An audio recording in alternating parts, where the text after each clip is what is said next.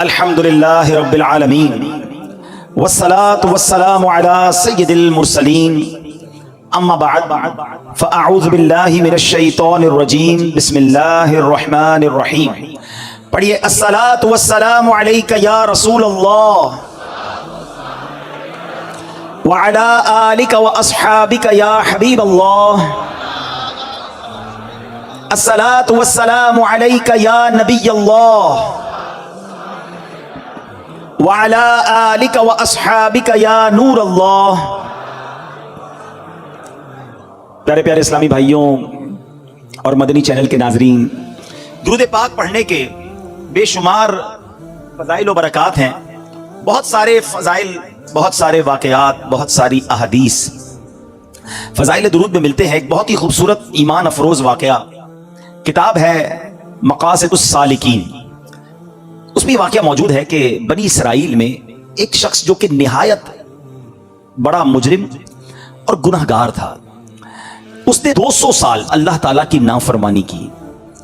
جب وہ مر گیا تو جو اس کے شہر کے لوگ تھے انہوں نے اسے گھسیٹ کر کوڑے کرکٹ کی جگہ پر ڈال دیا. یعنی اس کی تدفین نہیں کی، اس کو کفن نہیں پہنایا. اتنا بڑا گناہگار تھا کہ اس کو کہاں دفنائیں گے، اس کا کون سا جنازہ پڑھیں گے. انہوں نے کیا کیا کہ اس کو انہوں نے کوڑے کی جگہ پر پھینک دیا. اب کیا ہوا، اللہ تبارک و تعالیٰ نے حضرت موسیٰ علیہ السلام پر یہ وحی بھیجی کہ اے موسیٰ، اے میرے کلیم، ہمارا ایک بندہ فوت ہو گیا ہے اور بنی اسرائیل نے اس کو گندگی پر پھینک دیا ہے. اے موسیٰ، تم وہاں پر جاؤ اور وہاں جا کر اسے اٹھاؤ، اس کی تجہیز و تکفین کرنی ہے، اس کا جنازہ آپ نے پڑھانا ہے اور لوگوں کو بھی اس کا جنازہ پڑھنے کی ترغیب دینی ہے.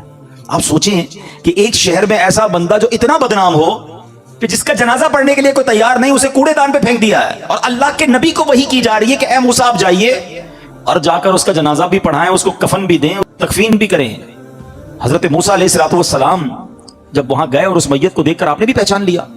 آپ نے اللہ تبارک و تعالیٰ کا حکم تو عمل کیا کہ کفن بھی پہنایا، جنازہ بھی ہوا، تدفین بھی ہوئی. اس کے بعد آپ نے اللہ سے عرض کی کہ مولا، یہ مشہور ترین مجرم تھا، اتنا بڑا انعام اسے دیا گیا.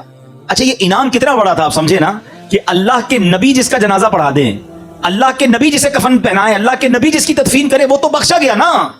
کہ یا اللہ، اتنا بڑا انعام اتنے بڑے مجرم پر. اللہ کی طرف سے حکم ہوا، بے شک یہ بڑی سزا اور عذاب کا مستحق تھا، گناہگار بھی بڑا تھا، لیکن ایک بار اس نے تورات شریف کھولی تھی اور اس نے میرے حبیب جناب محمد مصطفیٰ صلی اللہ تعالی علیہ وسلم کا نام پاک لکھا ہوا دیکھا. اس بندے نے محبت سے اس کو بوسہ دیا اور درود پاک پڑھا. اے موسیٰ، اس نام پاک کی تعظیم کرنے کی وجہ سے میں نے اس کے سارے گناہ معاف کر دیے. اللہ اکبر ہے. یہ ہے میرے آقا کی شان، یہ ہے نبی پاک علیہ الصلوۃ والسلام سے محبت کا انعام، یہ ہے سرور کائنات علیہ الصلوۃ والسلام اور اللہ والوں کا ادب کرنے والے کا مقام کہ اس نے اسے چوما، آنکھوں سے لگایا، درود پڑھا، اللہ نے اس کے 200 سال کے گناہ معاف کر دیے. سبحان اللہ. تو وہ مسلمان کتنا خوش نصیب ہے جو نمازوں کے بعد نبی پاک پر درود پڑھے، جو جمعے کے بعد صلاۃ و سلام پڑھے، جو یا رسول اللہ کہہ کر اپنے آقا کو یاد کرے اور کثرت سے درود پاک پڑھے. اس کا انشاءاللہ وارے نیارے ہو جائیں گے. میں بھی نیت کروں اور آپ بھی نیت کریں کہ اب انشاءاللہ زندگی میں کثرت کے ساتھ درود پاک پڑھیں گے.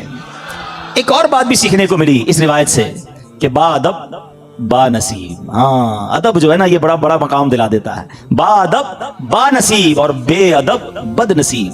اللہ مجھے اور آپ کو بے ادبی سے محفوظ فرمائے. ساری زندگی ہم سب کو ادب کرنے کی توفیق عطا فرمائے. اور اس کے لیے ہمیں ایک اور کام کرنا ہوگا، ہمیں ادب والوں کے ساتھ رہنا ہوگا. ادب جو ہے نا وہ ادب والوں کے ذریعے ملتا ہے. آپ بے ادب کے ساتھ رہ کر با ادب نہیں بن سکتے، آپ بے حیا کے ساتھ بیٹھ کر با حیا نہیں بن سکتے. بندہ کہہ رہوں بے شرموں کے ساتھ خود شرم والا ہو جاؤں، ایسا نہیں ہوگا. آپ کو صحبت اثر لائے گی. کہتے ہیں نا، عاشق بننا ہے تو عاشق کی صحبت اپنانا ہے. اگر نبی پاک کا عشق دل میں بٹھانا ہے تو صحبت بھی عاشق رسول والی ہونی چاہیے. تو اللہ کریم ہمیں با ادب لوگوں سے تعلق رکھنے کی توفیق عطا فرمائے. تو بہرحال کیا بات ہے درود پاک کی. ایک بار پھر محبت کے ساتھ با آواز بلند درود پاک پڑھ لیجئے. صلو علی الحبیب صلی اللہ تعالی علی محمد صلی اللہ علیہ وسلم.